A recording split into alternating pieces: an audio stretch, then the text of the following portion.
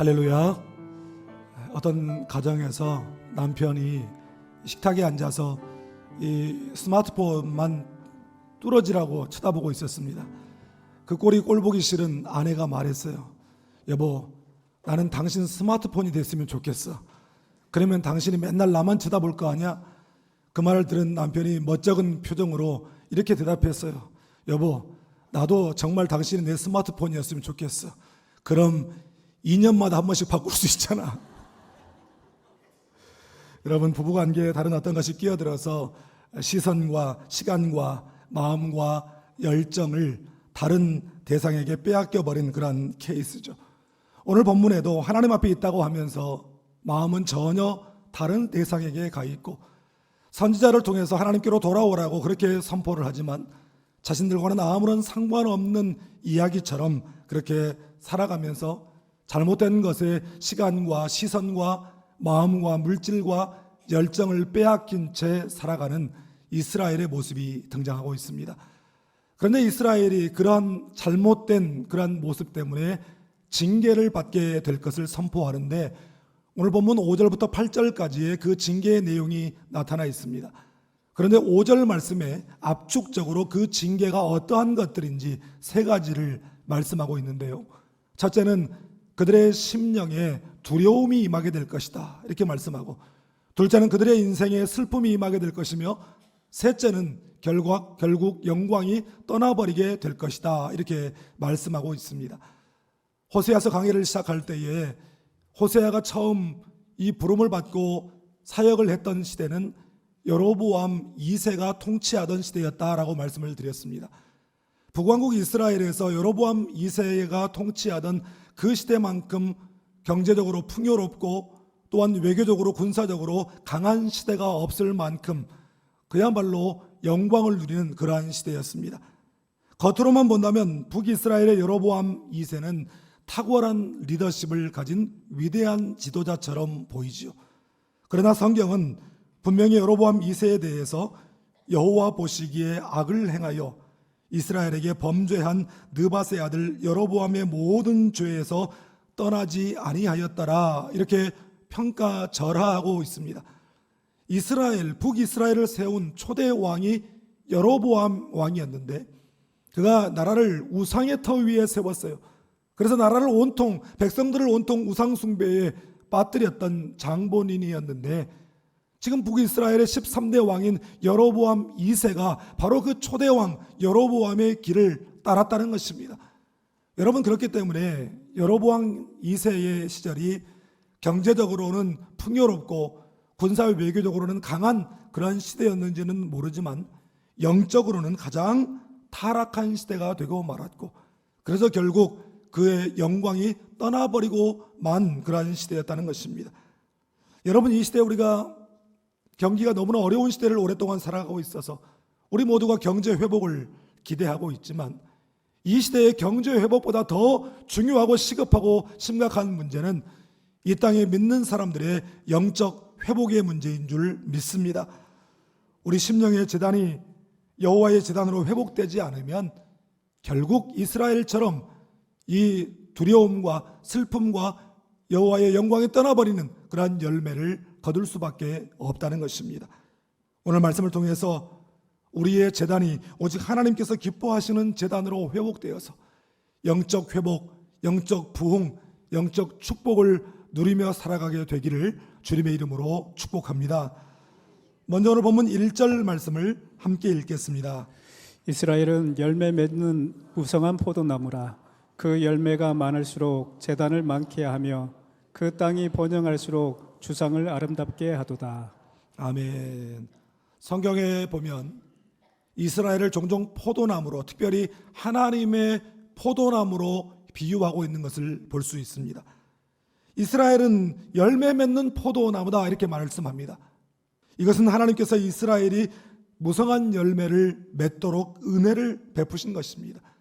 그러니까 여로보암 2세 때에 그들이 경제적으로 그토록 풍요롭고 또한 군사적으로 외교적으로 강한 나라를 이룰 수 있었던 것은 하나님이 복을 주셨기 때문이었어요.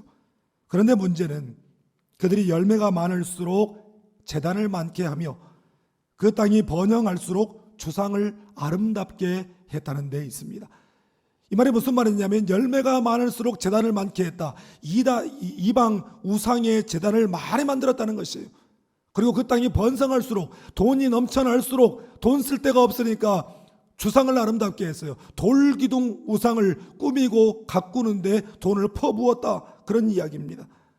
아니, 하나님이 축복하셔서 그들이 부자가 되고 풍요롭고 외세의 위협을 받지 않는 안전한 그런 나라, 태평성대를 누리는 나라가 되었는데, 그것을 갖다가 하나님께서 가장 싫어하시는 우상 숭배하는 일에 돈을 쓰고 열심을 내고 있었다는 것입니다.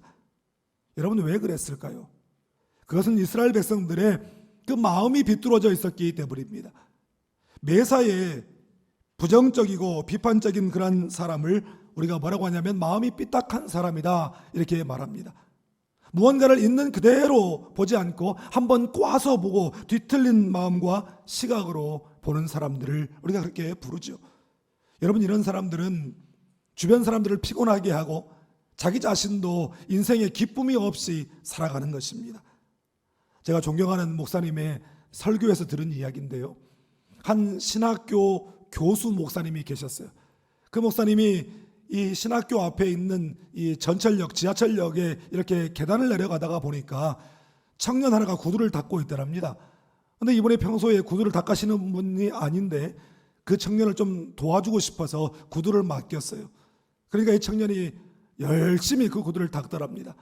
구두를 다 닦고 난 다음에 이 청년이 하는 말이, 밑창이 다 닳아서 밑창을 갈아야 되겠습니다. 아니, 평소에 구두도 안 닦는 분이 뭐 밑창 갈겠습니까? 괜찮다고 놔두라고 그렇게 이야기를 하는데도 한사코 밑창을 갈아야 된다고 그렇게 주장을 하는 겁니다. 사실은 이 구두 닦는 게 돈 몇 푼이나 받겠습니까?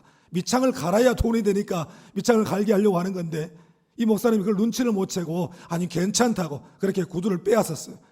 그랬더니 이 청년이 혼잣말로 뭐라고 하냐면, 교수씩이나 돼가지고 쫀쫀하기는. 그리고 한술 더 떴어요. 이 밑창 가지고 다니면 쪼다됩니다. 그렇게 이야기를 했다는 거예요. 아니, 도와주려고 시작한 일이 쫀쫀한 쪼다가 되고 말았다고 그렇게 이야기를 하는 겁니다. 여러분, 상대방의 마음을 전혀 헤아리지 못하고 내 뜻, 내 생각, 내 기준대로 안 되면 다 잘못됐다고 생각하는 것이 바로 삐딱이 마음이에요.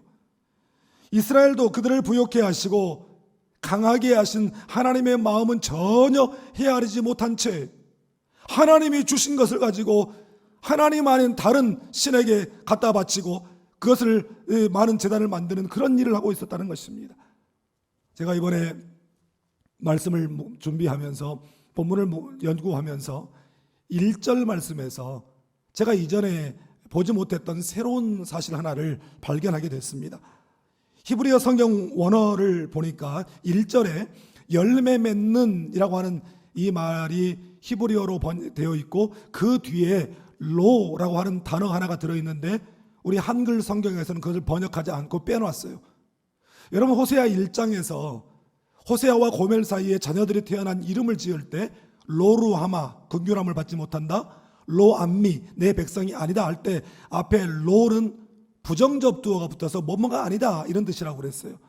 그런데 지금 여기에 있는 이 로는 발음은 같지만 스펠링이 다릅니다. 그래서 그 뜻이 뭐냐면 자기 자신을 위하여, 그런 뜻이에요. 그러니까 이스라엘 백성들이 무성한 열매를 맺긴 맺었는데 자기 자신을 위하여, 오직 자기만을 위하여 열매를 맺었다는 것입니다. 포도원의 주인이 되시고 무성한 열매를 맺게 하신 하나님께는 전혀 유익이 되지 않고 오직 자기 자신만을 위해 열매를 맺었다라는 것입니다. 그들의 이기적인 마음을 지적하신 거죠. 여러분, 자기밖에 모르는 이기적인 마음에는 참된 열매도 없고 능력도 없는 것입니다. 돈이 있으니까 자기 하고 싶은 대로 다 하고 사는 것 같죠. 그렇지만 거기에는 참된 만족이 없어요. 쌓아둘 대로 쌓아두고 움켜쥘 대로 움켜쥐고 자기 그야말로 폼나게 쓰고 다니는데 거기에 만족이 없고 기쁨이 없고 쓰면 쓸수록 마음이 허해지고 공허함만 가득하게 된다는 것입니다. 19세기 성령의 사람이었던 앤드류 머레이는 그의 책 위대한 영성에서 이기주의를 극복하라고 하면서 이렇게 말했습니다. 그리스도인들은 자신을 위해 좋은 선물을 얻기 위해 기도의 능력을 구한다. 이 은밀한 이기주의는 그의 기도에서 능력을 빼앗아가고 응답을 빼앗아간다. 우리의 자아가 하나님의 영광을 위한 열망 속에서 포기되고 우리의 삶이 하나님을 위해 헌신될 때 기도의 능력이 임한다. 우리가 이기주의로 살아가는 한 아무리 기도해도 기도의 능력, 기도의 응답은 나타나지 않는다는 그런 이야기입니다. 여러분, 우리가 가진 것을 이기적으로 사용하고 하나님이 주신 것을 가지고 하나님의 뜻과 하나님의 마음과는 정반대의 방향으로 그것을 사용하는 이유가 무엇이냐면 은혜를 당연하게 여기기 때문입니다. 우리가 좋아하는 찬양, 이 은혜라고 하는 찬양의 가사처럼 여러분, 당연한 것은 하나도 없어요. 모든 것이 은혜인 줄 믿습니다. 여러분, 우리가 누리는 은혜를 당연하게 여기지 않기를 바랍니다. 은혜로 받은 것을 잘못 사용하지 않기를 바랍니다. 여러분, 이스라엘 백성들이 하나님이 주신 은혜를 누리면서도 그처럼 삐딱한 마음을 가지고 있었는데 그것을 치료할 수 있는 비결이 무엇이냐? 우리가 하나님의 수많은 은혜를 누리며 살아가면서도 그것을 깨닫지 못하고 살아가는데, 그래서 영적으로 핍절한 삶을 살아가는 것을 치료할 수 있는 비결은 바로 감사인 줄 믿습니다. 여러분, 은혜를 은혜로 알고 감사하는 마음을 가지고 감사를 고백하고 감사를 표현함으로 감사 인생, 은혜 인생 살아가는 여러분 되시기를 주님의 이름으로 축복합니다. 다음으로 본문 2절 말씀을 함께 읽겠습니다. 그들이 두 마음을 품었으니 이제 벌을 받을 것이라. 하나님이 그 제단을 쳐서 깨뜨리시며 그 주성을 허시리라. 아멘. 그들이 두 마음을 품었기 때문에 이제 그들이 벌을 받게 될 것이다 말씀합니다. 여기서 이 두 마음을 품었다라고 하는 이 말의 원어적 의미는 무엇이냐면 마음이 나뉘었다, 마음이 갈리었다, 이런 뜻입니다. 두 마음을 품는다라고 하는 이 말은 본래의 순전함을 잃어버리고 변질되어 버린 것을 의미하는 것입니다. 호세아서에서 말씀하는 것처럼 성경은 종종 하나님과 이스라엘 사이, 하나님과 우리 사이를 남편과 아내, 신랑과 신부의 관계, 부부 관계로 표현합니다. 그러므로 이스라엘은 영적 신부죠.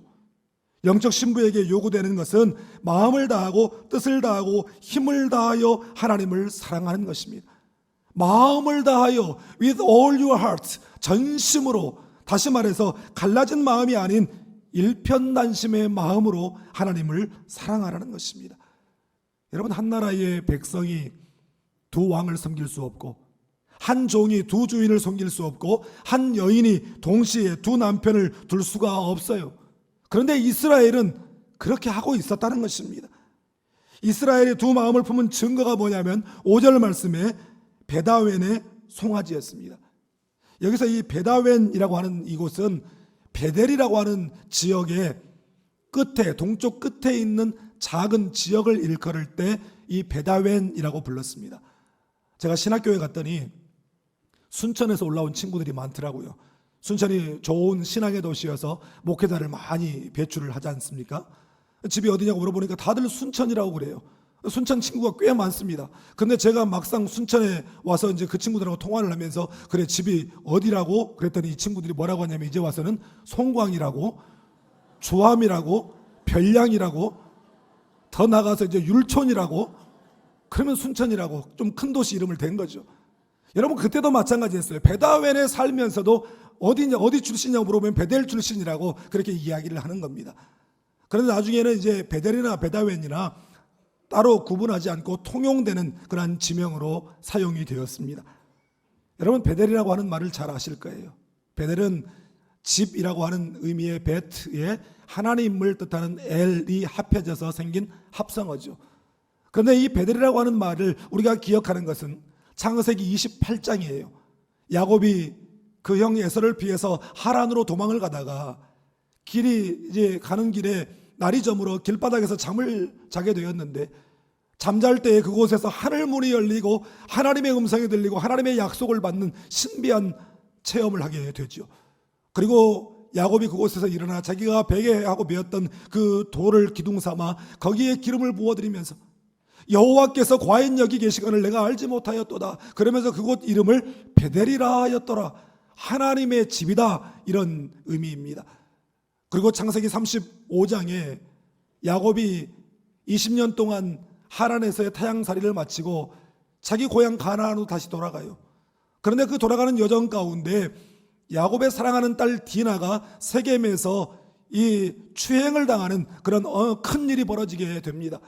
그럴 때에 야곱의 아들들이 이제 복수혈전이 펼쳐지고 또다시 두려움 가운데 쌓이게 되는 혼란과 혼돈과 위기의 상황을 맞게 될 때에 야곱이 단호하게 자기 가족들에게 그렇게 이야기합니다. 우리가 새로워지기 위해서 베델로 올라가자. 베델에서 하나님을 만나고 베델에서 하나님을 예배하자. 여러분이 이처럼 베델은 하나님을 만나는 곳이었고 하나님의 임재가 있는 곳이었고 하나님의 영광을 경험하는 그런 자리였습니다. 그런데 베다웬이라고 하는 말, 이 베트도 역시 집이라는 뜻이겠죠. 집과 아웬이라고 하는 말이 합해서 생긴 합성어인데 오늘 보면 8절에 보면 아웬이라고 하는 말이 또 나옵니다. 이 아웬이라고 하는 말은 히브리어로 죄, 악, 사악함, wickedness라고 하는 그런 의미를 가지고 있어요. 그러니까 벳아웬, 그러면 무슨 뜻입니까? 죄의 집, 악의 집, 사악함의 집, 이런 의미가 되는 것입니다. 하나님의 임재와 하나님의 영광이 있는 하나님의 집이 어떻게 죄의 집, 악의 집으로 불리게 됐을까요? 그것은 그곳이 여호와의 제단이 있어야 할 자리에 금송아지 우상을 세웠기 때문입니다. 여러분, 우리의 마음에 하나님을 위한 제단이 세워져 있으면 우리의 마음, 우리 인생이 하나님의 집 베델이 되지만 우리의 마음, 우리의 중심에 금송아지 우상과 같은 하나님이 기뻐하시지 않는 것들로 채워져 있게 된다면 여러분, 우리의 마음, 우리의 인생은 죄의 집, 악의 집, 베다위엔이 될 수밖에 없는 것입니다. 여러분, 일편단심의 사랑으로 하나님만 바라보는 시간, 하나님의 임재 가운데 하나님께서 기뻐하시는 것으로 우리의 마음을 가득 채우는 시간이 바로 예배의 시간, 기도의 시간인 줄 믿습니다. 하나님의 임재 앞에 머무르는 신실한 기도 생활로 우리의 마음을 베델로 지키며 살아가는 여러분 되시기를 주님의 이름으로 축복합니다. 마지막으로 본문 4절 말씀을 함께 읽겠습니다. 그들이 헛된 말을 내며 거짓 맹세로 언약을 세우니 그 재판이 밭 이랑에 돋는 독초 같으리로다. 아멘. 본문 4절은 이스라엘이 하고 다니는 짓, 이스라엘의 행태를 꼭 재판정에서 거짓 맹세하고 거짓 증언을 하는 그런 증인의 모습으로 묘사하고 있는 것인데, 이것은 이스라엘 사회가 그만큼은 전체적으로 전반적으로 진실을 잃어버리고 하나님의 정의와 공의를 잃어버린 그런 부패한 사회가 되어버렸다라고 하는 것을 지적하는 것이고, 동시에 그들이 하나님 앞에서도 헛된 말과 거짓 말로 언약을 세웠다는 것입니다. 하나님 앞에서도 거짓말로 맹세를 하고 헛된 언약을 세웠어요. 그래서 그들의 마음이 독초가 가득한 그런 밭이 되어버리고 말았다는 것입니다. 여러분, 우리의 마음의 밭에 무엇을 심느냐에 따라 우리의 인생에 거두는 열매가 달라지는 것이에요. 죽이는 열매가, 독초를 심으면 죽이는 열매가 맺히는 것이고, 가시와 엉겅퀴를 심으면 나를 찌르고 남도 찌르는 그런 열매가 맺히게 되는 것이고, 잡초와 가라지를 심으면 백해 무익한 허망한 열매를 거두게 되는 것입니다. 그러나 좋은 씨앗을 심으면 좋은 열매를 거두게 되는 줄 믿습니다. 여러분, 우리가 콩 심은데 콩 나고 팥 심은데 팥 난다고 하죠. 이것은 단순히 농사의 원리, 자연의 원리만이 아니라 이것은 분명한 인생의 원리이자 영적 원리인 줄 믿습니다. 그런데 원수 마귀는 시시때때로 우리가 방심한 틈을 타서 우리의 심령의 밭에 와서 가라지와 잡초와 독초를 덧뿌리고 가요. 여러분, 마귀가 우리가 잠든 사이에 그걸 살짝 와서 뿌리고 가는 것을 우리가 무슨 수로 막겠어요? 그런데 방법이 있습니다. 내 심령의 밭을 좋은 씨앗인 하나님의 말씀으로 충만하게 채우면 되는 줄 믿습니다. 영국의 찰스 스펄전 목사님이 한 번은 설교하면서 빈병 하나를 들고 올라오셨어요. 그리고 성도들에게 물었습니다. 여러분, 이 빈병 안에 가득 차 있는 공기를 빼낼 수 있는 가장 좋은 방법이 뭘까요? 그리고 잠시 후에 주전자를 가져와서 그 빈병에 가득 물을 채웠습니다. 그러면서 이렇게 말했어요. 병 안에 든 공기를 빼기 위해 힘 빼지 말고 새로운 것을 가득 채워 넣으면 안에 있는 공기는 자연스럽게 빠져나갑니다. 여러분, 하나님의 말씀으로 가득 채우면 가라지가 들어올 틈이 없고 잡초나 독초가 자라날 틈이 없는 줄 믿습니다. 시편 107편 말씀에 보면 하나님의 말씀의 능력과 말씀이 우리의 인생에 행하시는 소망의 놀라운 영적 원리가 기록되어 있습니다. 여러분, 우리 시편 107편 25절과 29절, 30절을 우리 연속해서 함께 읽겠습니다. 여호와께서 명령하신즉 광풍이 일어나 바다 물결을 일으키는도다. 광풍을 고요하게 하사 물결도 잔잔하게 하시는도다. 그들이 평온함으로 말미암아 기뻐하는 중에 여호와께서 그들이 바라는 항구로 인도하시는도다. 아멘. 하나님께서 말씀하시면 광풍이 일어나 바다 물결이 요동치기도 하고, 하나님이 말씀하시면 그 광풍을 고요하게 하셔서 바다를 잔잔하게 하시고, 그 말씀이 우리의 심령을 평온하게 하시고 마침내 바라는 항구로, 소망의 항구로 인도하시는도다. 할렐루야.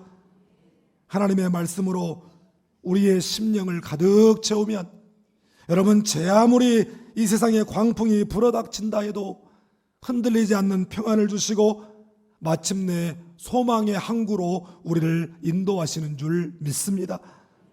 여러분, 그러므로 우리는 수시로 우리의 마음을 점검해 봐야 돼요. 나도 알지 못하는 사이에 내가 하나님보다 더 귀히 여기고 내 마음을 빼앗아 버림으로 우상이 되어버리고 있는 것은 없는지, 알고 보면 모든 것이 다 은혜인데 불평과 불만과 원망으로 주신 은혜를 다 까먹고 있지는 않은지, 내 마음이 진정으로 일편단심의 사랑으로 하나님 한 분만 바라보고 있는지, 내 마음에 독초가 자라고 쓴뿌리들이 뒤엉켜 있지는 않은지.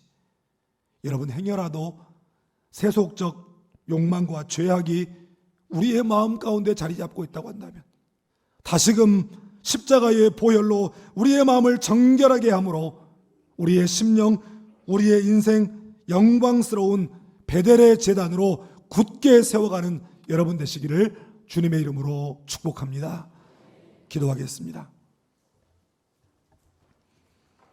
영원한 사랑으로 우리를 사랑하시고 인자함으로 우리를 이끌어 주시는 하나님 아버지, 우리가 주님을 사랑하고 주의 임재를 즐거워하고 주님만 바라본다고 말하면서도 세상 사이에서 두 마음을 품고 독초와 잡초와 가라지가 자라는 마음을 가지고 아무런 문제가 없다고 생각하며 살아가는 저희들에게 내 마음이 지금 베다웰이냐 베델이냐 도전하여 주시니 하나님 감사합니다. 삐뚤어진 마음을 버리고 감사 인생, 은혜 인생 살게 하여 주시옵소서. 일편단심 하나님만 바라보며 은혜 안에 머물게 하여 주시옵소서. 우리의 마음을 하나님의 말씀으로 충만하게 채워 언약의 말씀 위에 굳건히 서서 흔들리지 않는 삶을 살게 하여 주시옵소서. 하나님이 만들어주신 베델의 제단을 죄악의 집 베다웬으로 바꾸지 않게 하여 주시옵소서. 그리하여 저희들의 삶에서 믿음의 열매, 은혜의 열매가 늘 풍성하게 맺혀서 믿음으로 은혜로 살리는 삶을 살게 하여 주시옵소서. 예수님의 이름으로 기도하옵나이다. 아멘.